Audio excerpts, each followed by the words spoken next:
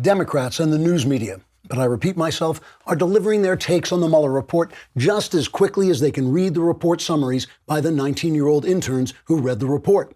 Over at CNN, a panel of one shrieking Democrat dressed as 9 different commentators declared that the report marked a tipping point at the beginning of the end of the noose tightening while the walls close in, causing Trump to lose the 2016 election, thus making Hillary the first woman president, just like in their dreams.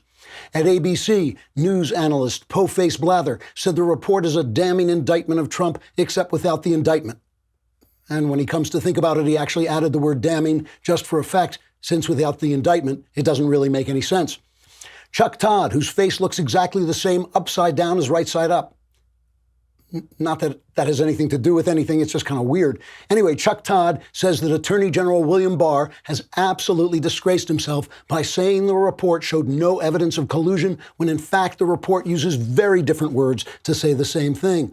Looking stupidly into the camera with his face either right side up or upside down, I couldn't tell which, Todd said, quote, "Just because a jury finds you not guilty, that doesn't mean you're innocent. And just because a prosecutor doesn't prosecute, that doesn't mean we in the media can't ceaselessly spin his words into an insinuation of guilt until you just want to put your fist through the television set and punch me in the chin, or perhaps the forehead, whichever one is on top," unquote. To be fair to the MSM, the report did show Donald Trump in an unflattering light as a loudmouth, over-emotional, and rash Donald Trump-like figure who has repaired the economy, defeated ISIS, and appointed great justices just like he said he would. So bite me. Trigger warning, I'm Andrew Klavan, and this is The Andrew Klavan Show. I feel hunky-dunky, life is tickety-boo. Birds are winging, also singing hunky-dunky-doo. Ship-shape, tipsy-topsy, the world is zippity-zing. It's a wonderful day, hurrah, hooray! It makes me want to sing. Oh, hurrah, hooray! Oh, hooray, hurrah!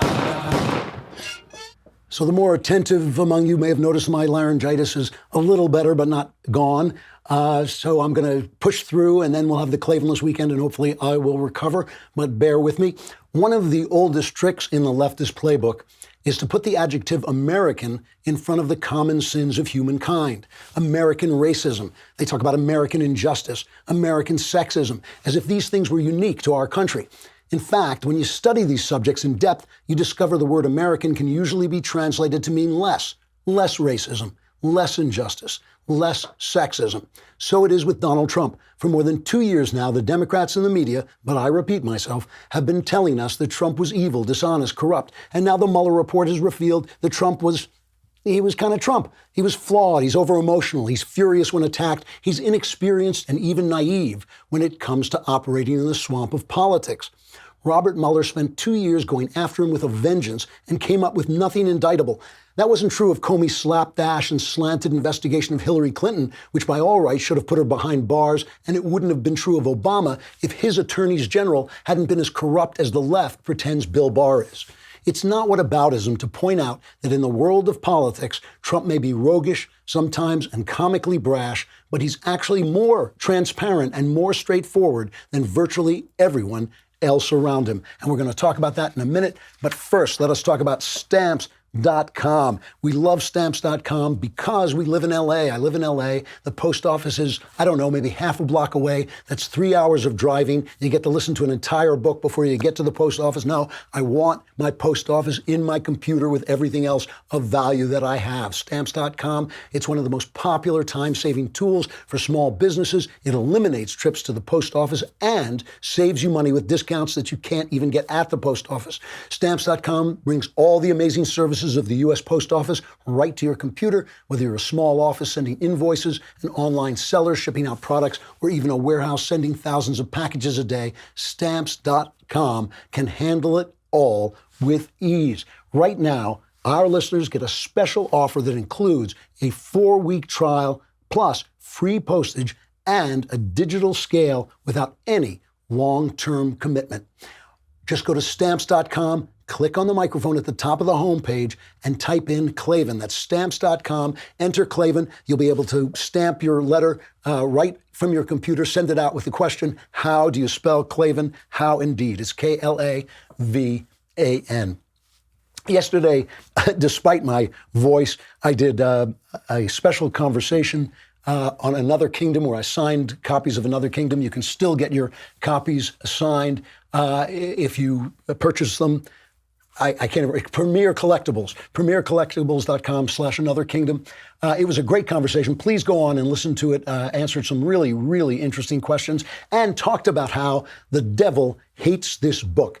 Satan hates this book. He plagues me with laryngitis, with all kinds of physical ailments, with all kinds of technical glitches.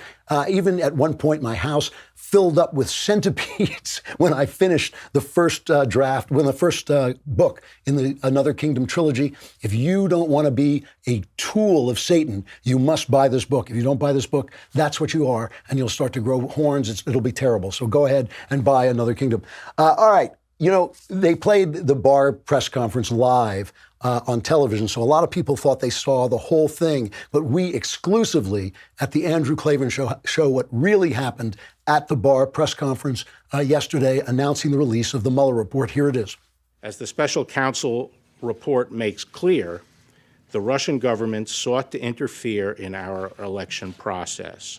But thanks to the special counsel's thorough investigation, we now know that the Russian operatives who perpetrated these schemes did not have the cooperation of President Trump or the Trump campaign, or the knowing assistance of any other American for that matter. That is something that all Americans can and should be grateful to have confirmed. We're going to win so much. We're going to win at every level. We're going to win economically. We're going to win with the economy. We're going to win with military. We're going to win with health care and for our veterans. We're going to win with every single facet. Zippity-doo-dah, zippity-yay. My, oh my, what a wonderful day. We're going to win so much, you may even get tired of winning. You'll say, please.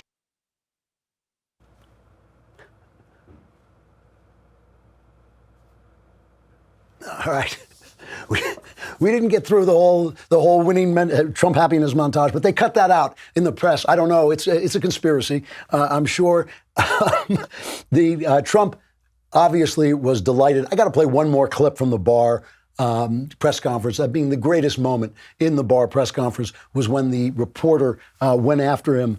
This is cut number 13. It just to show you the difference, the level of intelligence, competence, and professionalism between Bill Barr and the people trying to now smear him as Trump's toady. Mr. Attorney General, let's start with Democrats who have questioned some of the process here. A Republican-appointed judge on Tuesday said you have, quote, created an environment that has caused a significant part of the American public to be concerned about these redactions. You cleared the president on obstruction. The president is fundraising off of your comments about spying. And here you have remarks that are quite generous to the president, including acknowledging his feelings and his emotions. So what do you say to people on both sides of the aisle who are concerned that you are trying to protect the president? Well, actually, the statements about his sincere beliefs are recognized in the report, that there was substantial evidence for that. So I'm not sure what your basis is for saying that I'm being generous to the president. You face an unprecedented situation. It just seems like there's a lot of effort to go out of your way to acknowledge how this. Well, is there another precedent for it? No, but it's unusual. Okay, so unprecedented is an accurate description, isn't it? Yes. But Okay. What do you say to people who are concerned that you are trying to protect the president? Eric. You called it unprecedented. Is there a precedent? No, there's no other precedent. Trump obviously delighted. He was talking to the wounded warriors and was back on his Trumpian trolls, which is my favorite Trump, as he was accepting an award from the wounded warriors, a statuette. It's really beautiful. This will find a permanent place, at least for 6 years, in the Oval Office. Is that okay? I was going to joke, General, and say at least for 10 or 14 years, but we would cause bedlam if I said it. So we'll say 6. Yeah, so Trump is feeling pretty good. And again, here's what I saw in the report, and I spent most of yesterday reading it. Trump was Trump. You know, it was obvious that Mueller really wanted to get him. Who in Washington could withstand a 2-year investigation into everything, every single thing his associates did that could have been interpreted as bad. I mean, it was like clearly Mueller, and possibly some of this was personal animus. I got the sense that Mueller really disliked Trump, really disliked the kind of roguish. I'll tell you a funny story. When I was a young man in New York City and I started writing mystery stories, I was at a party and I found myself sitting next to somebody in the construction business. And I turned to him and I said kind of jokingly, I'm writing a mystery story and I'd really like to know what would happen if you buried a body in the foundation of a building. When you were building the building, I have the scene in one of my books. You're building a building and you dump somebody into the cement, what would happen? And the guy, without missing a beat, turned around and described step by step what would happen if you put a dead body in the foundation of a building and how it would affect the building over time, until it was obvious to me that he'd done it, or at least seen somebody done it, or heard of it being done. The construction business, the real estate business in New York, is a tough business. And guys like Trump, I'm sure, have done a lot of things that I wouldn't want to do and I wouldn't want my son to do. But Trump just seems to be a rogue. They've been after him for so long. I have to believe that he's obviously not a criminal. He seems to be a rogue. And guys like Mueller, prosecutors like Mueller, hate those guys. And I am sure that there was some personal animus in Mueller's almost Javier-like, from Les Miserables, hunt to find guilt. But he didn't find guilt, and he was honest enough to admit it. And so when you say, oh, well, he didn't say he was innocent, he said what he had to say. He said, I can't prosecute this guy. And he should have said, when he said, I won't prosecute him, I won't clear him, I won't exonerate him for obstruction, he should have said, I won't prosecute him for that. That was his job. And there's a lot of stuff he didn't talk about. I'll talk about that in just a second. But first, let's talk about Ring. We like Ring because Ring's mission is to make neighborhoods safer, and it's something that you need, especially if you live in a city, but really anywhere you live. If you're isolated, you want to know when somebody comes to your door who it is. You want to be able to see them. You want to be able to talk to them, even if you're not home. And that's the kind of Ring smart video doorbell that you can use that will go right to your phone no matter where you are. Somebody comes to the door that you don't know, you can see them in your phone and talk to them. You can even get a floodlight cam that will have motion-activated floodlights come on. I told you how our own Jonathan Hay had this happen to him, and immediately he had the Ring doorbell. 3 o'clock in the morning, somebody came to his door. He could question them, get rid of them, and then he went around and put Ring security lights and security cameras all around his home to protect himself. As a listener, you have a special offer on a Ring starter kit available right now with a video doorbell and the motion-activated floodlight cam. The starter kit has everything you need to start building a ring of security around your home. Just go to ring.com/Klavan. That's ring.com/Klavan. Anyone comes to your home, you can see him, you can say, how do you spell Klavan? It's Klavan. If he doesn't know that, do not let him in. He didn't talk about in this report any of the stuff that started the report. The Steele dossier is never mentioned. That started the investigation. He never mentioned it. Sean Davis over at The Federalist talks about the fact that he talks about Carter Page, but he never discloses that Page was previously an FBI informant. He talks about Roger Stone and Michael Caputo and Henry Okniansky, but fails to disclose that this Okniansky was an FBI informant. There's a lot of stuff that was not mentioned about how this investigation got started and whether Trump was right in his sincere belief that he was being targeted. I think it really does seem to me that he was. So when they talk about the president, and now they're going after the president, oh, he did this and he did that. Sometimes the president went off on somebody, said, he went off to Don McGahn and said, get rid of Mueller. And Don McGahn didn't do it. And everybody says, that just shows that only the fact that his subordinates wouldn't do what he said saved him from obstruction of justice. No. Trump has a temper. He goes off. He knows he has a temper. He knows he goes off, and he doesn't follow through because he knows that he gave the guy the wrong instructions. If he had wanted to fire Mueller, Mueller would have been gone. He had the power to do it. He could have done it, but he didn't. He gave him all the papers he asked for. He didn't call an executive privilege, as Obama did when he was covering up for Eric Holder during the Fast and Furious investigation. Eric Holder stonewalled Congress. They went after his papers. President Obama suddenly declared everything was covered by executive privilege. Donald Trump could have taken most of this report and covered it up with executive privilege. If he were Obama, he would have done it. The press would have said nothing. He didn't do it. The press gives him no credit for it. Sometimes the president comes before us and he's like a carny barker. He exaggerates. Sometimes he even lies. But he never lied like this. Take a look at this. If you like your doctor, you can keep your doctor under the reform proposals that we put forward. If you like your private health insurance plan, you can keep it. If you like the plan you have, you can keep it. If you like the doctor you have, you can keep your doctor too. We will keep this promise to the American people. If you like your doctor, you will be able to keep your doctor, period. If you like your health care plan, you will be able to keep your health care plan, period. This has been a difficult week for the State Department and for our country. We've seen the heavy assault on our post in Benghazi that took the lives of those brave men. We've seen rage and violence directed at American embassies over an awful internet video that we had nothing to do with. You're saying no corruption? No. None? No, there were some boneheaded decisions. Out of a but local no office. mass corruption. Not even mass corruption, not even a smidgen of corruption. Trump never lied like that, and he never lied like this. And he's been scandal-free, frankly, in the White House. We haven't had that for a while. He ran an administration that was largely scandal-free. There's a White House that takes pride in being scandal-free. That in the Obama years, which are remarkably scandal-free. A lot of people were talking about how he's going to be remembered for the scandal-free administration that he ran. The president has been very rightfully proud of the lack of scandal in his administration so far. There's been no major scandals around top aides.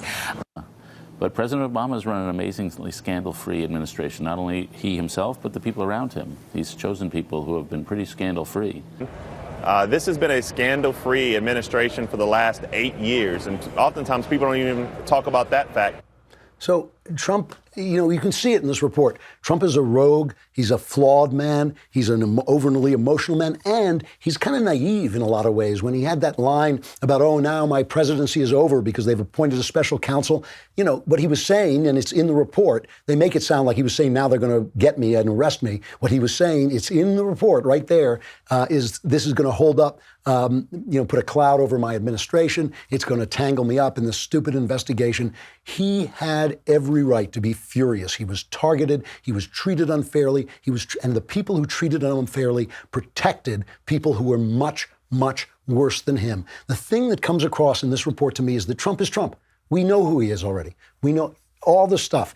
Yeah, did he bang Stormy Daniels and then get her, pay her off to keep quiet? Yeah. Did he lie about it? Yep, he did. No question about it. But he didn't lie about major policies like Obamacare. If you like your doctor, you can keep your doctor. He didn't stand in front of the bodies, the coffins of fallen Americans and lie about the cause of what killed them, cover it up so that Barack Obama could continue to lie about how he had decimated Al-Qaeda. He didn't do that. He didn't sit and let the IRS silence his political opponents and then lie about that. He lies about the fact he's a rogue. He's a roguish guy, and he does things that we all disapprove of, that I disapprove of.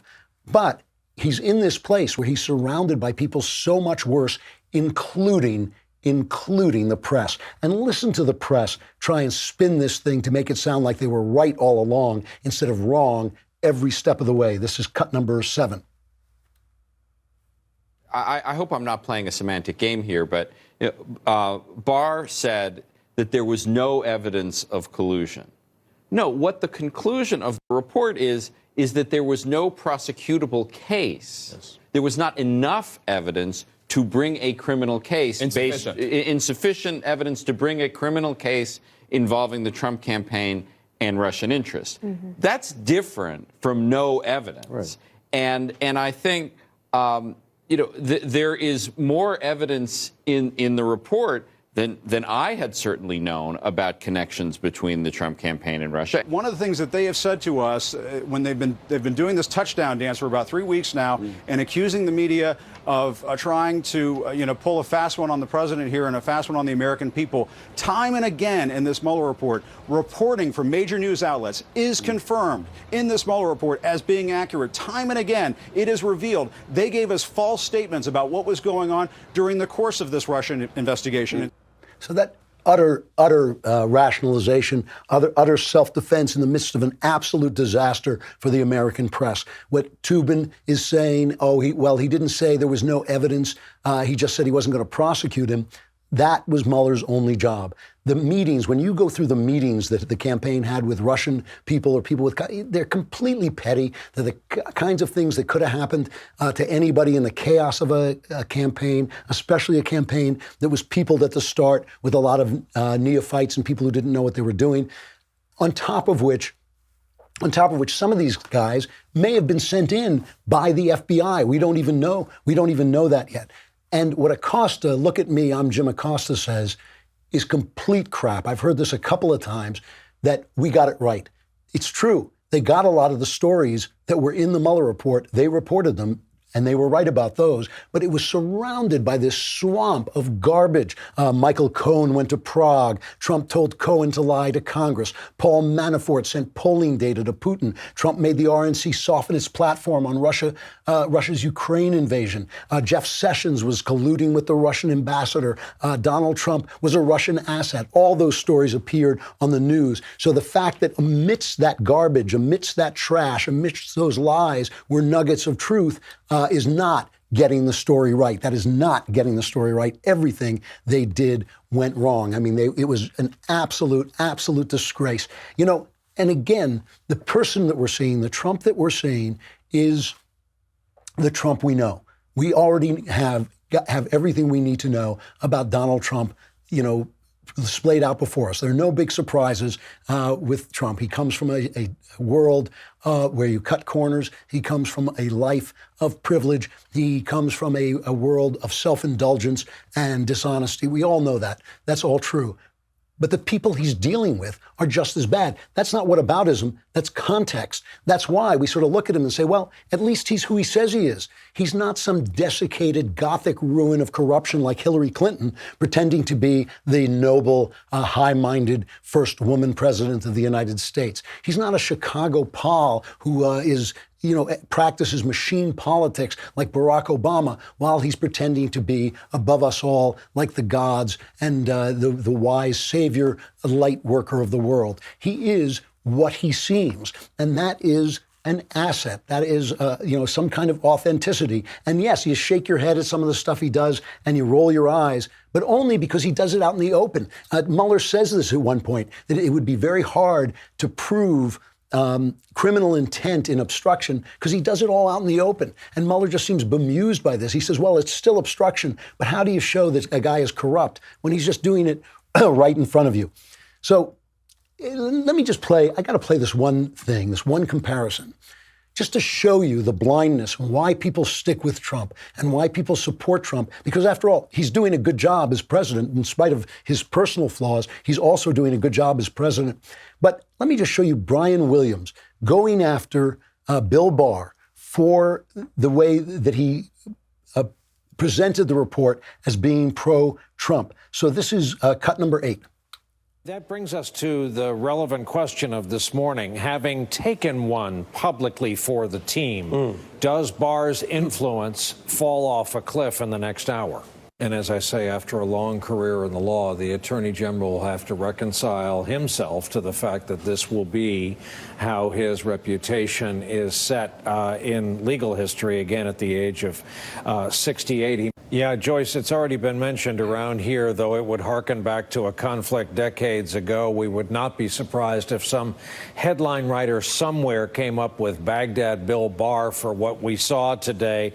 So that's Baghdad Bill Barr is Brian Williams talking about Attorney General Bill Barr, who has led a career without scandal, a career without ever being accused of any of this, because Brian Williams, hired by MSNBC, formerly of NBC, doesn't think that Bill Barr was honest. Now let's just play Williams, let's go back in time a little bit and remember why Williams was suspended but never really punished for the things he said on NBC. Here's Brian Williams lying into the camera. The story actually started with a terrible moment a dozen years back during the invasion of Iraq, when the helicopter we were traveling in was forced down after being hit by an RPG. Our traveling NBC News team was rescued, surrounded, and kept alive by an armored mechanized platoon from the U.S. Army 3rd Infantry. According to Variety, a person familiar with the situation said that NBC News executives had counseled Williams in the past to stop telling the story in public, though this is disputed by someone familiar with current NBC News operations. After Friday's recounting, one of the crew members of that helicopter challenged Williams with this Facebook post. "Sorry, I don't remember you being on my aircraft. I do remember you walking up about an hour after we had landed to ask me what had happened." Other crew members confirmed this discrepancy to the military magazine Stars and Stripes. And, there was also Brian Williams' lies about Katrina and how he saw someone committing suicide in the stadium about Katrina. That turned out not to be true. I'm not playing this to pick on Brian Williams, although he deserves it. That's not what I'm doing it for. I'm just doing it to show you the blindness of the people reporting, the blindness of the people attacking, the Adam Schiffs who lied about having evidence, more than circumstantial evidence about Russian collusion. All these people lying and twisting and turning. And then saying, oh, look at Trump. He's evil. He's evil. Trump is no perfect guy. There's no question about that. Trump is a roguish guy. But it turns out it is not whataboutism, it is context to say that he is actually better than the people around him in that swamp in D.C. So what happens now? Well, we know what the media wants to happen now. They were talking about it yesterday. This is cut number one. They just want the Democrats to push ahead with impeachment based on information in the report. If you're going after the truth, go all the way with the truth. And the way to get to the truth is an impeachment exercise. Many of us do think the president's unfit for office, but unless that's a bipartisan conclusion, an impeachment would be doomed to failure. Impeachment in the House of Representatives simply requires a majority vote, and the Democrats have a clear majority. This is an invitation to Congress to say you can do it using the impeachment power. Now, I don't know if they will, I don't know if they should, but the idea that this is some sort of exoneration seems very highly contradictory to this. I'm not the fire department, because the Justice Department says you can't indict a sitting president, but here's the smoke. You say that it's Congress's responsibility to hold the president accountable. Does that mean impeachment? That's one possibility. There are others. We obviously have to get to the bottom of what happened and take whatever action seems necessary at that time. If you choose to go toward impeachment, how important would this report be? Do you think this provides a roadmap? I think it was probably written with the intent of providing Congress a roadmap. So that is the future in the Democrat/media eyes. Here is another version of the future from Tom Fitton of Judicial Watch. Certainly it is a focal point now of the Office of Inspector General at the Justice Department to focus on how this all began in the first place. That we expect that report, in the next 60 days. That is going to be, to me at least, the far more interesting report. I think it will be, but remember, it will be more narrowly focused, at least that's what we're led to believe, on the FISA warrant applications, the shady applications that Mueller, by the way, benefited from and used. The Attorney General has got to take a broader view as to what went on. Remember, the FISA warrants were only one aspect of the spy campaign against President Trump. Right. It included leaks. It included political bias by Strzok, Page, McCabe, et cetera. And, of course, they were trying to entrap the Trump team by launching spies against the Trump campaign. Never in American history has there been such a spy effort against a candidate and abuse of power by an administration targeting its political opposition. Yeah. Never before. Not Nixon, not Johnson, never before. And Barack Obama, this is his legacy, this corruption. That to me is the future.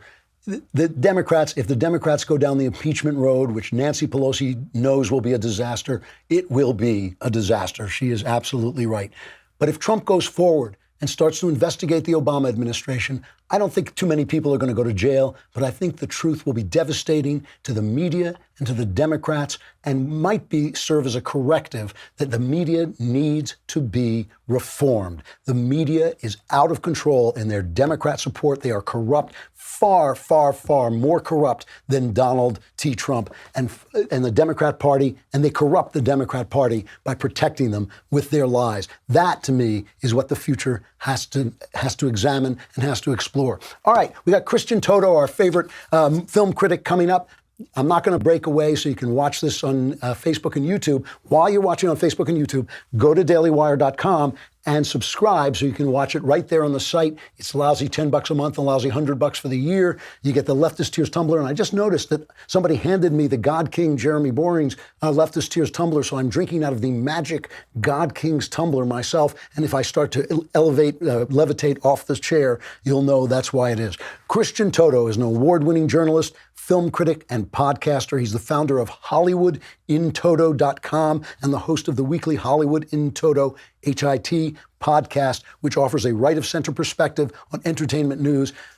Lord knows we need it. Christian, it's good to see you. How you doing? I'm good. Glad to be back. Yeah, it's really nice to have you. You know, you've been writing such interesting stuff on your website on HollywoodInToto.com. I want to start by talking about some of the stuff you've been writing about comedy. I've been really kind of obsessed with this because every night I see one comedian after another. The New York Times does a thing, what they're saying on late night TV, but they're all saying the same thing. Is there any light at the end of this tunnel? There isn't. You know, I just read a whole article, all the different late night show hosts talking about the Mueller report. And it's almost, I can sum it up with saying, yeah, but still.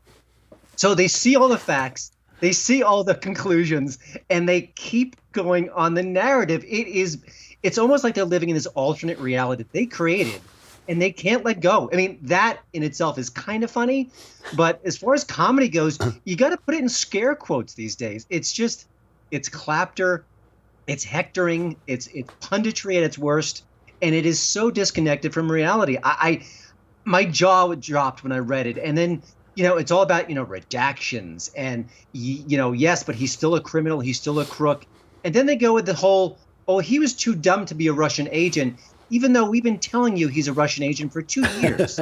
So I don't even know how they can't even square it with themselves. It's pathetic, really. You know, I saw you use this term before, clapter. What does that mean? I've never heard that before.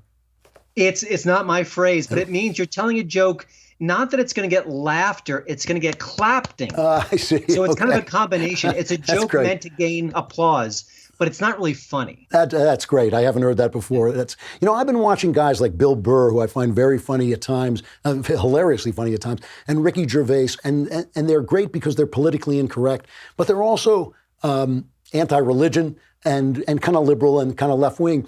Is there something stopping conservatives from being as funny as guys like that, or is it just that they're blacklisted?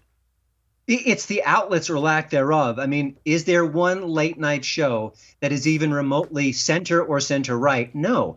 If you and I are on Twitter a lot. If you go on Twitter, it's hysterical. I see people I follow on a daily basis who are extremely funny, cutting, sharp, insightful, illuminating.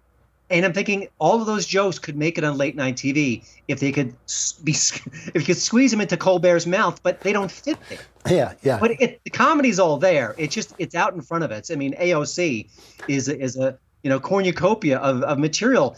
They don't want to tell it. So the material is there, but there's no Netflix-like service saying, hey, Jane or Jim, we like you. We see you're right of center. We want to give you a show because half the country is not being appreciated. No one's ready to do that quite yet. It really is true. So let's talk about some of the stuff that's happening. A lot of films that reflect our values tend to be Christian films. They tend to be faith-based films, and a lot of those films, as we know, are just not very good. They may be fine, they may be uplifting, but some of them really don't have the depth or talent involved. Now, there have been 2 films recently that have kind of given us hope about this. And I have to tell you, I say that, but I haven't seen them because I've been on the road constantly. So one of them is Unplanned, which I was very encouraged by the reception it got, just in spite of the just onslaught of people trying to shut it down on Twitter, on Facebook, by the reviewers. Have you seen it, first of all? Yeah, it's a good movie. It is aggressively pro-life.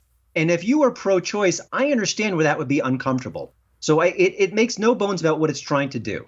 But it is a well-crafted movie. I don't think it was as powerful as Gosnell, frankly. Oh, well. Which I thought was more balanced and I thought had a finer level of craftsmanship across the board.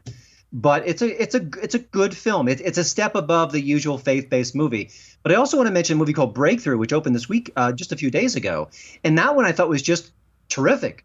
It is a tearjerker. It has got beautiful performances, and it's got the kind of depth that I love in a movie. It's not just a kid falls in the icy waters and we're trying to pray to get him back to life. It is about a family. It's about a community. It's about a marriage and how complicated that can be, especially when you've got grief involved. It's a really wonderful film, and it is an absolute tearjerker. So if you go see it, bring many, many Kleenexes. But it's really a beautifully made movie. That's because that's getting no press whatsoever. I mean, if I didn't read your site, if I didn't read HollywoodandToto.com, I would not have known that movie existed. And it's based on a crazy true story. So that in and of itself would be, if I'm a reporter covering Hollywood, it's got Chrissy Metz, Josh Lucas, Topher Grace, name actors, Mike Coulter. I would think I'd be curious about it. What's going on? What's the story behind the story? And you would think that would be interesting, but it doesn't ring the bells that the Hollywood reporter types need to be rung. It's just the way it goes. It is funny. I mean, thinking about this with Gosnell, which by the way did get a screening at the White House. I was sorry I missed that, but I had 3 days to come home and see my wife, and I thought I better grab that. I actually do prefer my wife to the president or anybody else. But that was very nice that they screened it there. I was really happy about that. The thing is, though, that when you don't have budget for promotion, and when you don't have the press building you up, you've got to have controversy of some kind to at least bring people in. And the right loves to feel that they're punching back against this incredible infrastructure of leftist criticism and media. So that criticism helps the picture. But a picture like Breakthrough sounds like it's just living on human drama, and that's a lot tougher sell. It is. And, the competition is always tough. The marketplace is always very, very strict as well. But I looked at Rotten Tomatoes, and I think the movie's got in the mid-60s, which is kind of a rave for a faith-friendly movie. So I think even critics are saying, hey, this is actually pretty good.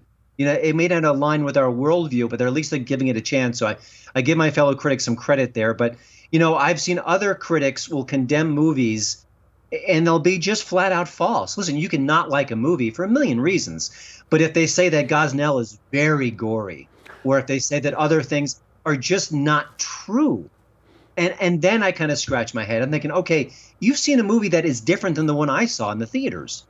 And that means something. It means you're trying to bring in a theme, an element that doesn't exist because you have an agenda. It's the way film criticism works today that I don't think was happening 10, 20 years ago. No, I'm absolutely certain of that. I mean, one of the first times I ever saw it was in for a film called Not Without My Daughter with Sally Field, where she marries a Muslim and he turns out to be an abuser, and she has to escape from him and get back to America. And Vincent Canby of the New York, then the big reviewer in the New York Times, panned it, and it's a wonderful film, a really tense, exciting, dramatic film with a great performance by Sally Field. And Vincent Canby panned it, and later, after he retired, he said, that was political and I shouldn't have done it. And I think they've completely lost their sense of that kind of conscience. Where do you go when you want to read about, besides Hollywood and Toto, which is where I go, where do you go when you want to read about an honest take on movies and entertainment? My old tag team partner, John Nolte, is excellent. He's at Breitbart News, and he's got so much passion, so much pizzazz, and he really, he will love a hard left movie if it's good and interesting and thought-provoking. So I turned to him. Kyle Smith from National Review is wonderful. He's very tough, and he's very funny when he's shredding a movie. But I think he's got a good meter between, what is hype and what is reality. So those are two people that jump to mind. But it's a shrinking crowd for sure, and I wish that weren't the case. Is there any, I always ask you when you're here what you're looking forward to. I'd like to hear if there's anything good coming down the pike. Yeah, I'm 50 going on 12. If I could go online for Avengers Endgame right now, I would. I fear that the Marvel Cinematic Universe is going woke, but I think this might be our last great storytelling hurrah. At least I'm hoping it is. But intrigued about that. Why do you feel it's going woke? Because of the Black Panther stuff? Well, Captain Marvel putting Brie Larson sort of in charge of the whole franchise. The fact that the people behind the scenes are talking about, inclusion, more gay-friendly themes. And I think just Captain Marvel, the movie itself, was very sort of feminist. It was very outspoken. And the great entertainment of the MCU got pushed aside while all those other themes came to bear. So I think, listen, it may not happen, but I fear it is happening. We'll see. It's funny. It's kind of comical. It's kind of comical that we're fighting over superhero movies. That people think that having Wonder Woman win World War I somehow changes the game for actual women in the real world. Do you think that there's any legitimacy to this? Do these movies accomplish something when they go woke, or do they not accomplish something when they don't? How does that work? It's tricky. Everyone spends money on advertising because they want to influence the audience. Right. People make these movies because they want to influence the audience in certain ways. If you watch a lot of TV shows, it's anti-Trump, anti-Second Amendment, pro-abortion. There's a reason why they're doing it. Now, it's always challenging to do the cause and effect. This movie made this happen. But they're going to try, and they're going to try very hard. And it's very possible that these things will influence the culture. I mean, if it happens again and again and again, then that drumbeat does have an impact. It's just hard to measure exactly how much. Christian Toto, go over to Hollywood in Toto. It's HollywoodInToto.com. Listen to the Hollywood in Toto podcast. It's just good coverage of the entertainment business. You're not going to get anywhere else. Christian, thanks so much for coming on. I'll see you soon. All right. Thanks again. Bye. Hopefully when I see him next, I'll be able to talk out loud. Final reflections. My old colleague and pal from England, Ruth Dudley Edwards, she's a mystery writer, a talented mystery writer. She tweeted out an article about the BBC's coverage of the Notre Dame fires. And the coverage has been intensely dishonest and intensely silent about the things that matter. As I said before when I covered it on this show, I'm willing to believe it was an accident, though it seemed to me they made that decision very quickly. But it's happening in a context of church desecrations. It's happening in a context of Muslim, Islamist violence, and a sort of assault on the underpinnings of Western culture, which in fact are in Christian belief and Christian faith. So Ruth tweeted this article that said, "It really was a remarkable feat for BBC One's News at 10 last night to get through the entire program about Notre Dame without a single mention of any of these words: Christian, Christianity, Catholic, worship, worshipers, sacred, Mass, Holy Week." They covered, they covered the entire story without mentioning that it happened at Holy Week, which is one of the things that makes it suspicious. They didn't mention Christianity, Catholic. And this is in keeping with a New York Times story about the heroic priest Jean-Marc Fournier, who ran into the burning building of Notre Dame to rescue relics.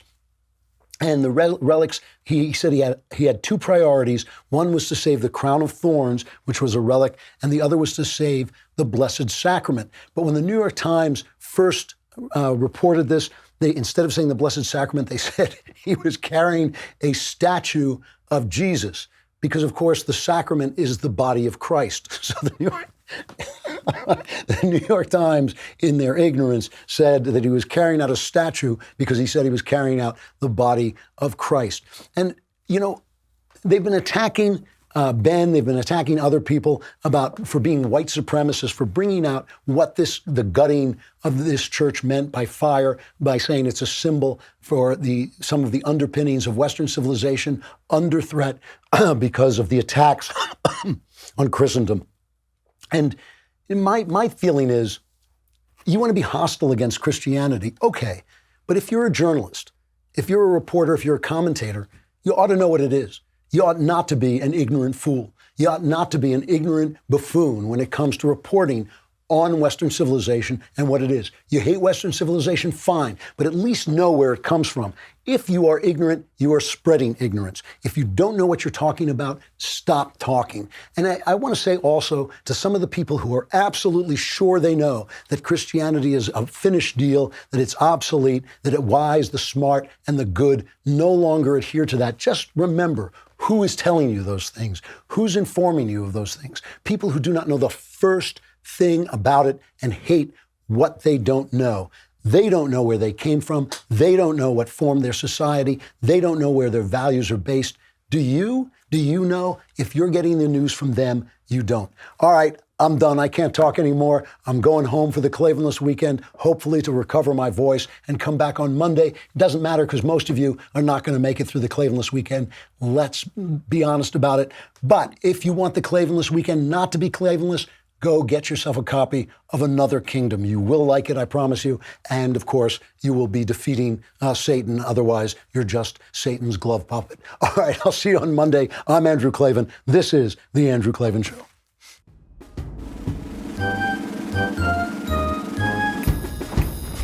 Oh, hooray, hurrah. The Andrew Klavan Show is produced by Robert Sterling. Executive producer, Jeremy Boring. Senior producer, Jonathan Hay. Our supervising producer is Mathis Glover, and our technical producer is Austin Stevens. Edited by Adam Sayevitz. Audio is mixed by Mike Cormina. Hair and makeup is by Jesua Alvera. And our animations are by Cynthia Angulo. Production assistant, Nick Sheehan. The Andrew Klavan Show is a Daily Wire production. Copyright Daily Wire 2019.